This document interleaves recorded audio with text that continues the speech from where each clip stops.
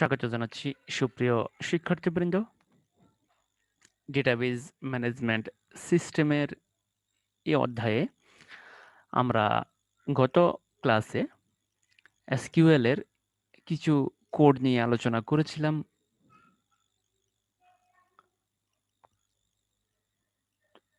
সেখানে আমরা শর্ত সাপেক্ষে কিভাবে ডেটা খুঁজে বের করতে হয় সেটা দেখেছি। তো চলো আজকে আমরা এসকিউএল এর বিশেষ কিছু কোড দেখব। তো প্রথমেই আমরা যেটা দেখব সেটা হচ্ছে, দেখো, এমপ্লয়ি টেবিল থেকে, দেখো এই টেবিলটা থেকে যাদের পদবি অফিসার, অর্থাৎ দেখো এখানে ধরো এই একটা প্রতিষ্ঠানের সকল স্টাফের তথ্য আছে। সেখানে আইডি, নাম, ডেজিগনেশন, ডোব, স্যালারি সব আছে।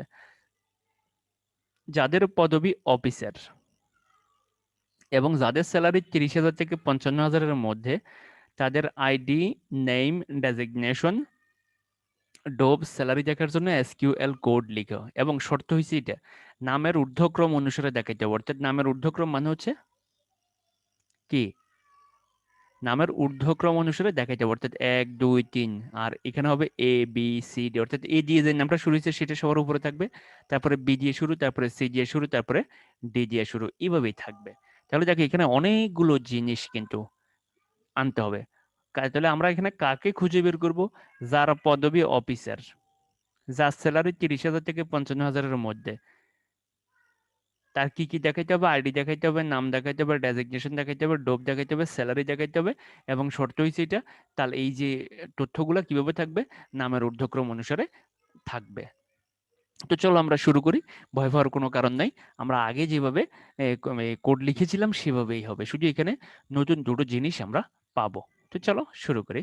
প্রথম হবে সিলেক্ট। কোনো কিছু দেখাতে হলেই সিলেক্ট বসবে, মনে রাখবে সবসময় কোনো কিছু দেখাতে হলেই সিলেক্ট বসবে, এটা খেয়াল রাখতে। এবং সিলেক্ট হবে ক্যাপিটাল।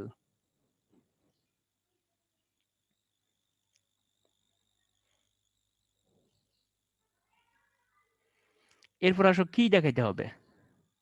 আইডি, নেম, ডেজিগনেশন, ডোব, স্যালারি, যেটা দেখাইতে হবে সেটা লিখে ফেলবা। তাহলে দেখো আইডি, নেম, ডেজিগনেশন, ডোব, স্যালারি। ঠিক দেখো এই নামগুলা টেবিলের ভিতরে যেভাবে আছে সেভাবে লিখতে হবে। তাহলে সিলেক্ট আমাদের গেল।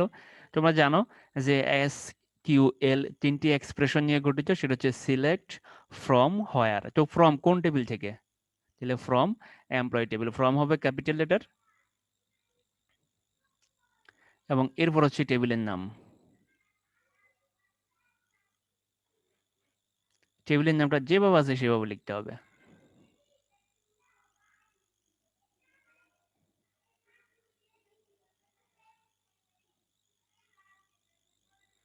এরপর হচ্ছে হোয়ার, কোন শর্তে?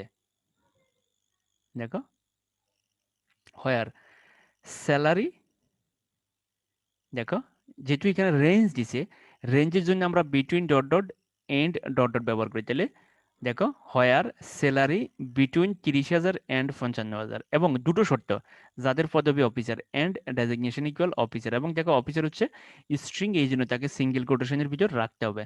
তাহলে এই ধরনের প্রবলেম কিন্তু আমরা এইটা পূর্ব দেখেছিলাম, যে জিপিএ এবং যারা আর্টস গ্রুপের তাদের ডাটা দেখানোর জন্য। তো একই সাথে যতগুলা শর্ত, একাধিক শর্ত থাকলে তুমি শুধু এন্ড দিয়ে দিয়ে লিখে যাবে, একাধিক শর্ত থাকলে শুধু এন্ড দিয়ে দিয়ে পাশে লিখে যেতে হবে। তাহলে দেখো হোয়ার স্যালারি, স্যালারি কতর মধ্যে? 30,000 থেকে 55,000, তাহলে এটা হচ্ছে রেঞ্জ। আর রেঞ্জের জন্য কি ব্যবহার করা হয়? Between dot dot dot and dot dot dot. এই ডট ডট ডটের ভিতরে কি সংখ্যাগুলো বসবে। এরপরে দ্বিতীয় শর্ত হচ্ছে কি, ডেজিগনেশন হইতে হবে অফিসার, অন্য কেউ হইলে হবে না, শুধুমাত্র যারা অফিসার তাদের তথ্য আমি চাই। তবে কিভাবে তথ্যগুলো দেখাবে সেটা আমরা পরে আসতেছি। তো দেখো হোয়ারটা ক্যাপিটাল লেটার হবে, এরপরে কি দেখাবে? স্যালারি 30,000 থেকে 55,000-এর মধ্যে, দেখো স্যালারি বিটুইন 30,000 এন্ড 55,000।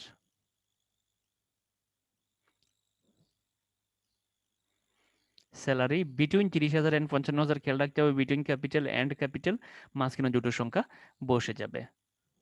রেঞ্জ বোঝাতেই between dot dot and dot dot বসে। এরপরে দেখো দ্বিতীয় শর্ত, যাদের পদবি অফিসার, তাহলে ডেজিগনেশন ইকুয়াল অফিসার। এন্ড দিয়ে তোমার যদি একাধিক শর্ত থাকে, যদি বলে যে শর্ত এই যে যাদের পদবি অফিসার এবং যাদের জন্ম তারিখ ++80 বা ++90, অথবা তাদের আগে বা পরে, ঠিক আছে? অথবা জন্মসাল ++80 থেকে ++85 এর মধ্যে, তখনও আবার বিটুইন ডট ডট এন্ড ব্যবহার করতে হবে। অর্থাৎ রেঞ্জ বললেই এটা বসবে। অর্থাৎ তোমার যত শর্ত থাকবে প্রত্যেকটা শর্ত এন্ড দিয়ে দিয়ে পাশে লিখে যাবে, তাহলে ডেজিগনেশন ইকুয়াল অফিসার। এখন দেখো এই তথ্য, এটা তো শেষ আমার, এইটুকু লিখলে কিন্তু আমার তালিকাটা চলে আসবে, কিন্তু তালিকাটা আমার একটু মডিফাই করে দিতে হবে। সেটা হচ্ছে কি, নামের ঊর্ধ্বক্রম অনুসারে থাকবে। তাহলে দেখো, যার নাম এ দিয়ে শুরু সে সবার উপরে থাকবে। দেখো, order by name ARC, ARC মানে হচ্ছে অ্যাসেন্ডিং, মনে রাখবে এআরসি মান হচ্ছে অ্যাসেন্ডিং। ঠিক একইভাবে যদি ডিসেন্ডিং হয় তাহলে ডিআরসি লিখতে হবে, খেয়াল রাখতে হবে। তাহলে অর্ডার বাই নেম এএসসি, দেখো এরপর ফাইনালি সেমিকোলন। তাহলে অর্ডার ক্রম, কিসের ক্রমে? বাই নেম, নাম অনুসারে। যদি ডেজিগনেশন বলতো বা ডোব বলতো তাহলে লিখতা বাই ডোব। যদি যদি বলে যে যার বয়স বেশি সে সবার উপরে থাকবে, যার বয়স কম সে সবার নিচে থাকবে, এভাবে যাবে। বা নিম্নক্রম অনুসারে বা ঊর্ধ্বক্রম অনুসারে, বা যদি বলে ডোবের ঊর্ধ্বক্রম অনুসারে তাহলে যার বয়স কম সে সবার উপরে থাকবে। অর্থাৎ যদি ডোব দিয়ে বলে তাহলে ডোব দিয়ে, বা যদি স্যালারি দিয়ে বলে স্যালারি দিয়ে, যে যার স্যালারি কম সে সবার উপরে থাকবে, যার স্যালারি বেশি সে সবার নিচে থাকবে। অর্থাৎ ঊর্ধ্বক্রম অনুসারে, স্যালারির ঊর্ধ্বক্রম অনুসারে। অনেক সময় এভাবেও বলতে পারে যে স্যালারির ঊর্ধ্বক্রম অনুসারে, তখন তুমি লিখবে অর্ডার বাই স্যালারি এএসসি। তাহলে যার ঊর্ধ্বক্রম বলবে তুমি তারটা লিখবে। তাহলে এখানে কি বলছে? নেম। তাহলে এই যে নাম্বার লিখছে অর্ডার বাই নেম, এবং দেখো এই পুরোটা কিন্তু ক্যাপিটাল লেটারে। অর্ডার বাই নেম ক্রমানুসারে, কার কার ক্রমানুসারে? নামের ক্রমানুসারে। এবং কোন শর্তে? এআরসি ঊর্ধ্বক্রম অনুসারে। তাইলে যদি স্যালারি বলে তুমি লিখবে অর্ডার বাই স্যালারি, যদি ডোব বলে অর্ডার বাই ডোব, যদি নেম বলে অর্ডার বাই নেম। আর আইডি তো সিরিয়ালেই থাকবে, যেহেতু এটা প্রাইমারি কি। তাহলে বিষয়টা কিন্তু ভালো করে খেয়াল রাখতে হবে। আমরা নতুন করে শুধু এটুকু পেয়েছি, আর এখানে দুটো শর্ত জুড়ে দিয়েছি। একটা শর্ত হচ্ছে স্যালারির শর্ত, আর একটা শর্ত হচ্ছে অফিসারের শর্ত। অর্থাৎ স্যালারি হইতে হবে 30,000 থেকে 55,000-এর মধ্যে, আর পদবি হইতে হবে অফিসার। তাহলে দুটো শর্তই ফিল আপ করতে হবে। এই কারণে মাঝখানে এখানে আমরা এন্ড দিয়ে দিয়েছি। তাহলে এই বিষয়গুলো খেয়াল রাখতে হবে। তাহলে ঊর্ধ্বক্রম অনুসারে দেখার জন্য কি লিখতে হবে? নামের ঊর্ধ্বক্রম, তাহলে অর্ডার বাই নেম। যার ঊর্ধ্বক্রম বলবে তোমরা এখানে শুধু তারটাই লিখবা। তাহলে নাম বললে নাম, ডোব বললে ডোব, স্যালারি বললে স্যালারি, এখানে সেটাই হবে। আর সেমিকোলন ছাড়া তো হবেই না।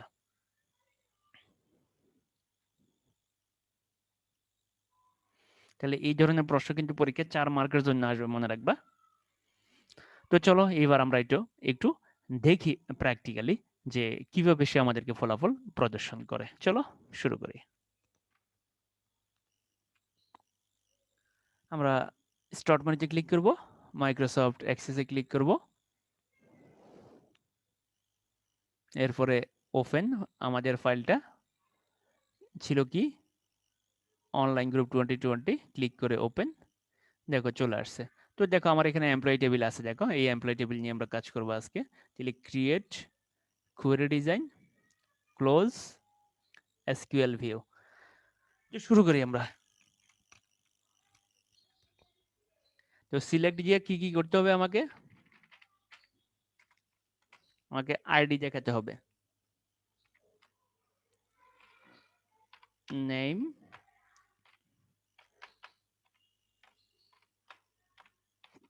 ডেজিগনেশন,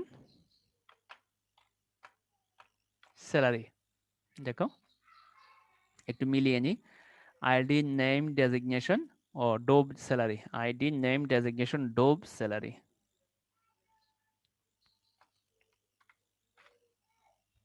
তারপরে কোন টেবিল থেকে?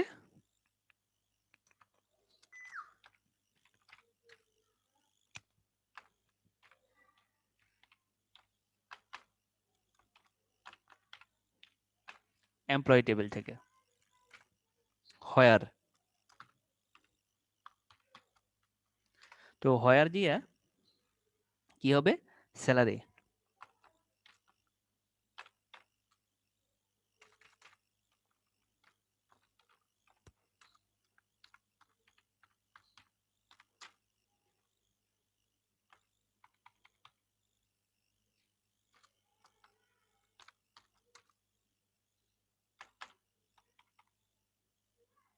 Salary between 30,000 and 55,000। এরপরে দ্বিতীয় শর্ত। দেখো প্রথম শর্তের কাজ শেষ, দ্বিতীয় শর্ত ছিল কি?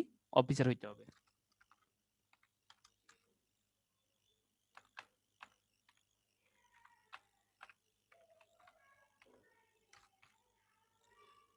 এবং এটা সিঙ্গেল কোটেশনের মধ্যে রাখতে হবে।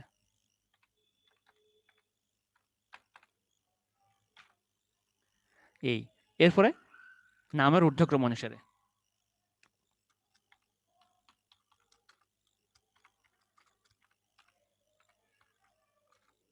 অর্ডার বাই নেম এএসসি, এরপরে ফাইনালি সেমিকোলন। তাহলে দেখো চলে আসছে। এবার আমরা এটাকে রান করাই। দেখো চলে আসছে। দেখো এই এই দেখো B C F G J, তাহলে নামের ঊর্ধ্বক্রম অনুসারে আসছে। এবং দেখো যাদের স্যালারি শুধুমাত্র 30 থেকে 55,000-এর মধ্যে শুধু তারাই আসছে, 40 40 50 40 50। দেখো, এবং যারা অফিসে শুধু তাদেরটাই আসছে। এখন দেখো আমি যদি এই অর্ডার বাই স্যালারি দিই তাহলে কিন্তু স্যালারি অনুযায়ী আসবে। দেখো অর্ডার বাই যদি স্যালারি দিই তাহলে কিন্তু স্যালারির ঊর্ধ্বক্রম অনুসারে আসবে। দেখো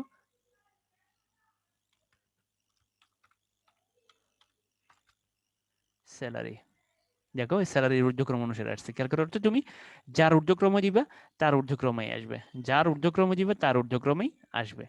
এটা কিন্তু খেয়াল রাখতে হবে।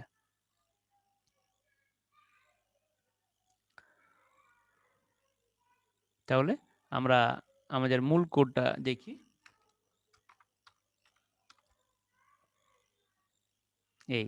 এটি হচ্ছে আমাদের মূল জিনিস। তো তোমাদেরকে যে বিষয়টা খেয়াল রাখতে হবে সেটা হচ্ছে সিলেক্ট হবে ক্যাপিটাল লেটার, এরপরে তুমি যা যা দেখাতে চাইবে তা ঠিক ডাটাবেজে যেভাবে আছে সেভাবে লিখতে হবে। এরপরে কোন টেবিল থেকে দেখাবে, কারণ তোমার ডাটাবেজের ভিতরে অনেকগুলো টেবিল তৈরি হবে। তুমি তোমার প্রয়োজন সাপেক্ষে কিন্তু অনেকগুলো টেবিল কিন্তু আস্তে আস্তে তৈরি করবা। তো দেখো ফ্রম কোন টেবিল, এমপ্লয়ি টেবিল, তো আমরা এমপ্লয়ি টেবিল নিয়ে কাজ করতেছি, এমপ্লয়ি টেবিল লিখলাম। এরপরে হায়ার কোন শর্তে, যাদের স্যালারি 30,000 থেকে 55,000-এর মধ্যে, এবং পদবি হচ্ছে অফিসার। কি হইতে হবে, অফিসার হইতে হবে। তাহলে ডেজিগনেশন ইকুয়াল অফিসার, এবং এটাকে সিঙ্গেল কোটেশনের মধ্যে রাখতে হবে। এরপরে কিভাবে দেখাইতে হবে, অর্ডার বাই নেম এএসসি, নামের ঊর্ধ্বক্রম অনুসারে। এখন যদি আমরা নামের নিম্নক্রম অনুসারে দেখাইতে চাই তাহলে কি হবে, ডিসেন্ডিং ডিইএসসি। দেখো ডিইএসসি, নামের নিম্নক্রম অনুসারে। দেখো তাহলে দেখো নিম্নক্রম অনুসারে আসছে J G F C B. তাহলে ঊর্ধ্বক্রম বললে অর্থাৎ তুমি অ্যাসেন্ডিং বানান করবা, অ্যাসেন্ডিং বানান করলে প্রথম যে 3টে অক্ষর আসবে সেটা, আর ডিসেন্ডিং বানান করবা প্রথম যে অক্ষরগুলো আসবে সেটা। তাহলে ডি ই এস সি এটুকু পর্যন্ত আসবে, ওখানে 3 অক্ষর এখানে 4 অক্ষর। ডিসেন্ডিং আর অ্যাসেন্ডিং এটা খেয়াল রাখতে হবে। ডিসেন্ডিং আর অ্যাসেন্ডিং ওখানে 3 অক্ষর আসবে, এখানে 4 অক্ষর আসবে, কারণ এ এস সি আর ডিসেন্ডিং এর ডিই এটা এখানে বাড়তি চলে আসছে। এই কারণেই তোমাকে এই 4 অক্ষর এখানে লিখতে হবে। তাহলে নিম্নক্রম অনুসারে বললে ডিই এস সি লিখবা, আর ঊর্ধ্বক্রম বললে এ এস সি লিখবা। তাহলে সিলেক্ট ক্যাপিটাল লেটার, যা যা দেখাতে চাইবো বলবে তা লিখবে। এরপরে টেবিলের নাম, এরপরে হয়ার, হয়ার দিয়ে শর্ত, এরপরে এই যে ঊর্ধ্বক্রম বা নিম্নক্রম যা বলে, তাহলে অর্ডার বা নেম, যদি স্যালারি বলে তাহলে স্যালারি লিখবা, ডোব বললে ডোব লিখবা। আমরা যদি এখানে ডোব দিই দেখো তাহলে ডোবে আসবে।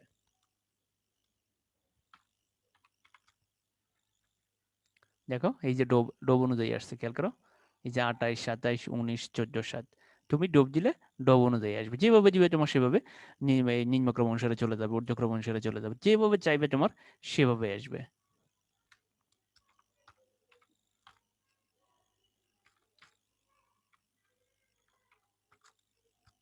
তাহলে আমরা চাইছিলাম এটা, যে অর্ডার বাই নেম এআরসি, নামের ঊর্ধ্বক্রম অনুসারে, এবং ফাইনালি তোমাকে সেমিকোলন দিতে হবে। তো আশা করি তোমাদের ক্লিয়ার হয়েছে।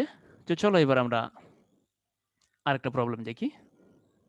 দেখো ডিপোজিট টেবিলে প্রত্যেক অ্যাকাউন্টের ব্যালেন্সের সাথে 10,000 টাকা যোগ করে তাদের কাস্টমার নেম, অ্যাকাউন্টের নাম্বার, ব্যালেন্স দেখানোর জন্য এসকিউএল কোড লিখো। দেখো ডিপোজিট টেবিল, এই টেবিলটার নাম হচ্ছে ডিপোজিট টেবিল। এই ডিপোজিট টেবিলের প্রত্যেকটা অ্যাকাউন্টে, দেখো এখানে 4টা অ্যাকাউন্ট আছে, প্রত্যেকটা অ্যাকাউন্টের ব্যালেন্স আমরা কত টাকা যোগ করবো, 10,000 টাকা যোগ করে তাদের কি দেখাবো, কাস্টমার নেম, অ্যাকাউন্টের নাম্বার, ব্যালেন্স। দেখো কাস্টমার নেম এখানে ডাটাবেজে কিভাবে আছে, একই সাথে দেখো কোনো ফাঁকা স্থান নাই। তাহলে customer name, account number, balance দেখানোর জন্য এসকিউএল কোড লিখে। তো এইটা তো আমরা একটু আগে দেখছি, আমরা একটু আগে আরো ইলাবোরেটলি দেখছি। দেখো সিলেক্ট ক্যাপিটাল লেটার দেখানোর জন্য হইলেই সিলেক্ট, এরপরে যা যা দেখাতে চাইবো তা লিখবো, এবং দেখো ব্যালেন্সের সাথে কত যোগ করবো, 10,000 টাকা যোগ করবো। এই ধরনের একটা কিন্তু আমরা করছিলাম পূর্বের পার্টগুলোতে, জিপিএ যার ফি কে 5 দ্বারা গুণ করে, ফি কে 5 দ্বারা গুণ করে এরকম একটা প্রবলেম আমরা আগেও সলভ করছিলাম। এবং দেখো ব্যালেন্স, প্রত্যেক অ্যাকাউন্টের ব্যালেন্সের সাথে কত টাকা যোগ হবে? 10,000 টাকা যোগ হবে। এই জন্য ব্যালেন্স যোগ 10,000।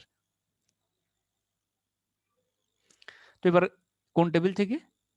দেখো ফ্রম ডিপোজিট টেবিল। এবং এখানে কিন্তু হায়ার হবে না। কেন হায়ার হবে না? কারণ এখানে তো প্রত্যেকের সাথে বলছে। যদি প্রত্যেকের সাথে না বলি, স্পেসিফিক কারোর সাথে বলে, তাহলে হায়ার দিতে হবে এখানে। এই কারণে দেখো সেমিকোলনটা চলে আসছে, আর ফ্রম হবে ক্যাপিটাল, খেয়াল রাখতে হবে এটা। এরপরে টেবিলের নাম যেভাবে আছে এভাবে, এরপরে সেমিকোলন।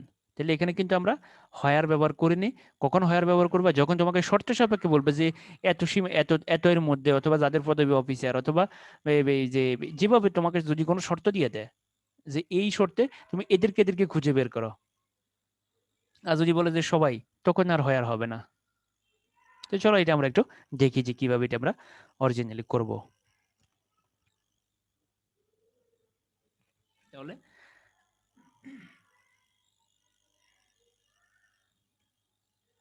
কি করতে হবে?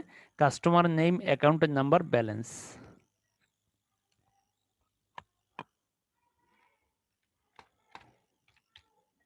কাস্টমার নেম,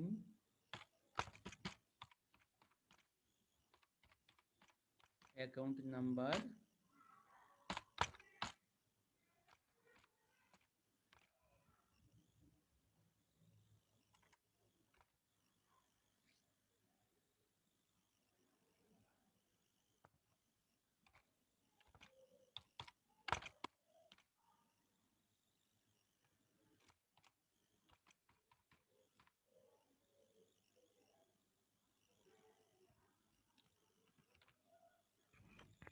তো দেখো সিলেক্ট কি দেখাবো? কাস্টমার নেম, অ্যাকাউন্টের নাম্বার, ব্যালেন্স। এবং ব্যালেন্সের সাথে কত যাবে? 10,000 টাকা যোগ হবে। কোন টেবিল থেকে? ডিপোজিট টেবিল থেকে। দেখো আমাদের এখানে কিন্তু ডিপোজিট টেবিল আছে, এই যে দেখো ডিপোজিট টেবিল। সেমিকোলন দিলাম, এখন দেখো রান করাবো, চলে আসছে। দেখো কি,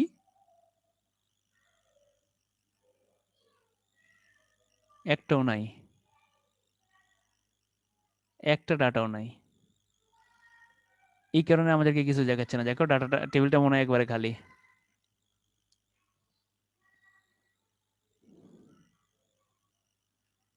টেবিলটা একবারেই খালি আছে। আমরা দুইটা ডাটা ঢুকাই।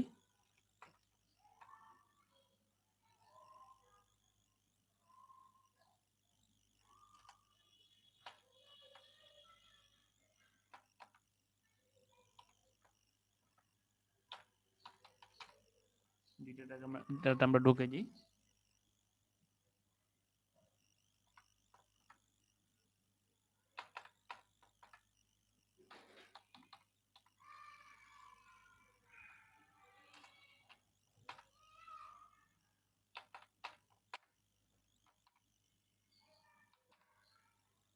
যেটা ঢুকেছে, এবার দেখো, এবার যদি আমরা এটাকে রান করাই, এটাকে আমরা ক্লোজ করে ফেলি।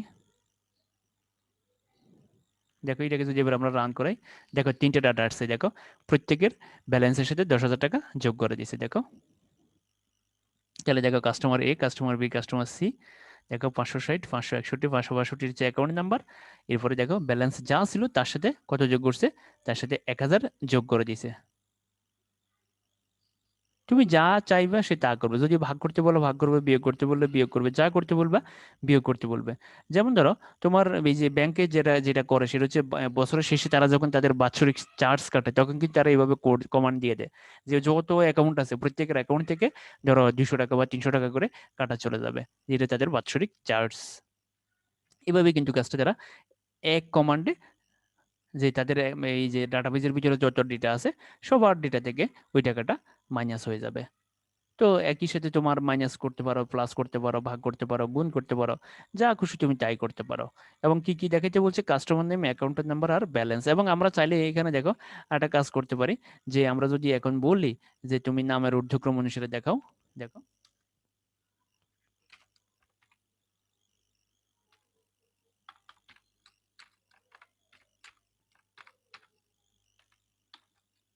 অর্ডার বাই কাস্টমার নেম, এখানে তো নাম নেই, এখানে আছে কাস্টমার নেম।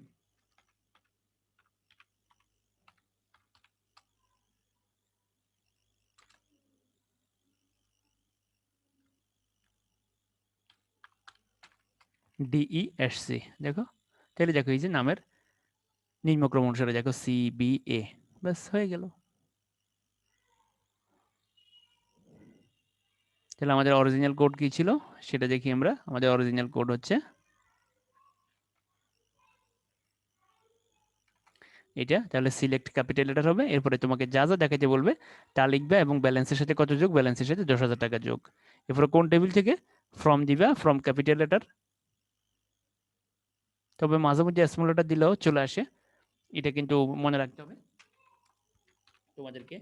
সবসময় নির্ভুলতার জন্য তোমাদেরকে ক্যাপিটাল লেটার দিয়ে করতে হবে, কারণ আসলে প্রোগ্রামিং ল্যাঙ্গুয়েজ যারা যেভাবে তৈরি করে গেছে আমরা ওদের পদ্ধতি অনুসরণ করব, এটা খেয়াল রাখতে হবে। এরপরে দেখো ডিপোজিট টেবিল, টেবিলের নাম, এরপরে ফাইনালি সেমিকোলন। যদি এখন আমাদেরকে শর্ত দিত তাহলে আমরা এখানে হয়ার ব্যবহার করতাম, যেহেতু কোনো শর্ত ছিল না, প্রত্যেকের ডাটার সাথে 10,000 টাকা যোগ করবো, এই কারণে আমরা এখানে হয়ার দিই নাই। তো চলো এবার আমরা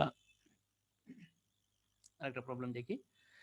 ডিপোজিট টেবিলে রেকর্ড যুক্ত করার জন্য এসকিউএল কোড লিখো, এবং আজকেই আমাদের এসকিউএল শেষ। এই প্রোগ্রামের সাথে সাথে আমরা এসকিউএল এর সমাপ্তি ঘোষণা করব। তো রেকর্ড কিভাবে যুক্ত করে এটা আমরা আগে থেকে জানি। দেখো ইনসার্ট, রেকর্ড যুক্ত করার জন্য ইনসার্ট ইনটু, যেই টেবিলের মধ্যে যুক্ত করবো সেই টেবিলের নাম ইনসার্ট ইনটু ডিপোজিট টেবিল। তোমরা জানো আমরা আগেও রেকর্ড যুক্ত করা দেখেছিলাম, রেকর্ড যুক্ত করা কিন্তু অত্যন্ত ইম্পর্টেন্ট, এটা পরীক্ষায় বেশি আসে। টেবিল তৈরি করা, রেকর্ড যুক্ত করা, এই দুইটা কিন্তু পরীক্ষায় বেশি আসে, টেবিল তৈরি করা এবং রেকর্ড যুক্ত করা।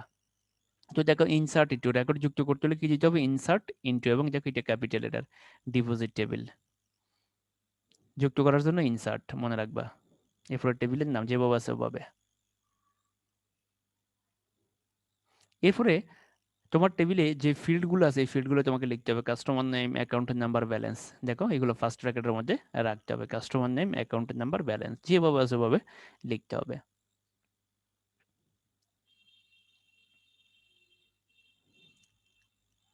এরপরে ভ্যালুজ, ভ্যালুজ হবে ক্যাপিটাল লেটার। এরপরে ডাটাগুলো, কাস্টমারের নাম হলো ধরো এক্স, কাস্টমারের অ্যাকাউন্টের নাম্বার হচ্ছে 003, ব্যালেন্স হচ্ছে 5,000। তাহলে তোমাকে খেয়াল রাখতে হবে এই কাস্টমারের নেমের ভিতরে এক্স ঢুকবে, অ্যাকাউন্ট নাম্বারের ভিতরে 003 ঢুকবে, ব্যালেন্সের ভিতরে এটা ঢুকবে।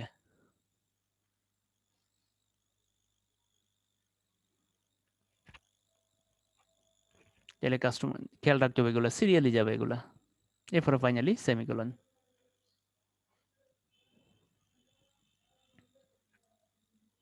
তো চলো এটা আমরা দেখি।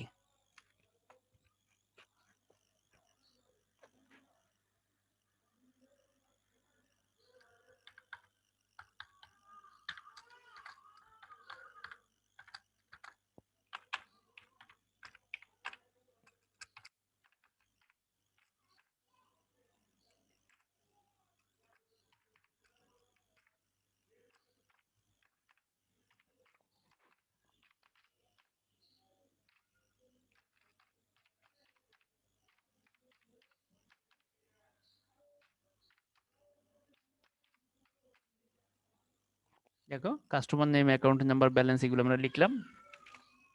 এরপরে ভ্যালুজ,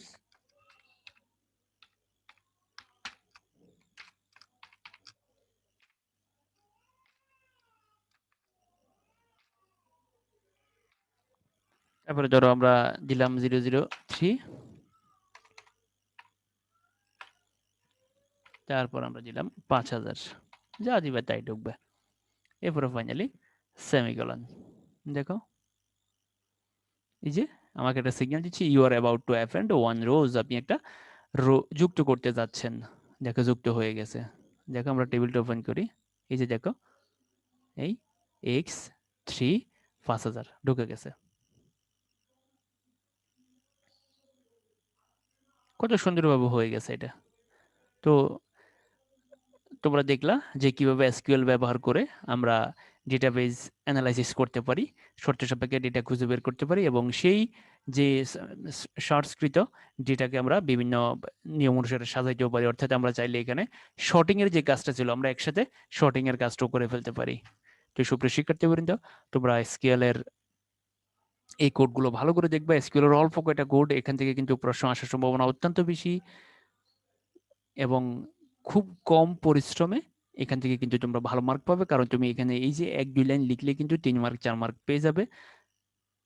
এটা খেয়াল রাখতে হবে। এবং এসকিউএল কিন্তু তোমরা যারা আউটসোর্সিং করতে আগ্রহী, তোমরা ইন্টারমিডিয়েট পাস করার পরে যারা সিএসসি পড়বা, যারা ইঞ্জিনিয়ারিং লাইনে যাবা, তারা কিন্তু প্রোগ্রামিং এর অনেক ল্যাঙ্গুয়েজ সম্পর্কে জানবা। তোমরা সেখানে এই যে সি সি প্রোগ্রামিং আরো বিস্তারিত জানবে। এখানে সি প্রোগ্রামিং জানছো, তোমরা এইচটিএমএল বিস্তারিত জানবা, তোমরা জাভাস্ক্রিপ্ট জানবা, তোমরা সিএসএস সম্পর্কে জানবা, তোমরা ভালো মানে শক্তিশালী যে প্রোগ্রামিং ল্যাঙ্গুয়েজ আছে সেগুলো জানবা। তো এখান থেকে আসলে তোমরা একটা আইডিয়া পেয়ে যাচ্ছ যে এসকিউএলটা তোমরা এখানেই জেনে যাচ্ছ। সবচেয়ে বড় সুবিধা হচ্ছে এই জায়গায় যে এসকিউএলটা তুমি এখানেই শিখে যাচ্ছ। সি প্রোগ্রামিং এর বেসিকটা তুমি এখানেই শিখে যাচ্ছ, এইচটিএমএল এর বেসিকটা তুমি এখানেই শিখে যাচ্ছ। তো এসকিউএল আশা করি সবার ভালো লেগেছে। এসকিউএল থেকে প্রশ্ন আসলে তোমরা আনসার করতে পারবে, সেটা সিকিউ হোক অথবা এমসিকিউ হোক। এবং মনে রাখবা এসকিউএল এর একদম শেষে যাই একটা সেমিকোলন বসে, এবং মূল কোডগুলো আমরা ক্যাপিটাল লেটারে লিখবো। এরপরে বাকিগুলো টেবিলের ভিতরে ঠিক যেভাবে আছে এভাবে মনে রাখবে। তুমি কোনো কিছু খুঁজতে হইলে ঠিক ওই টেবিলের ভিতরে যেভাবে আছে তোমাকে সেভাবে লিখতে হবে, টেবিলের নামটা যেভাবে আছে তোমাকে সেভাবে লিখতে হবে। তো সুপ্রিয় শিক্ষার্থীবৃন্দ, ধন্যবাদ সবাইকে। এসকিউএল আমাদের আজকেই শেষ। পরবর্তী ক্লাসে আমরা নতুন পার্ট নিয়ে হাজির হব। এসকিউএল নিয়ে যদি কারো কোনো প্রশ্ন থাকে অবশ্যই জানাবে, এবং তোমাদের বইতে যে কোডগুলো আছে, দেখবা অনেকের বইতে অনেক রকমের কোড আছে, সেগুলো অবশ্যই দেখবা। যদি সেখানে বুঝতে কোনো সমস্যা তাহলে আমাকে জানাবে।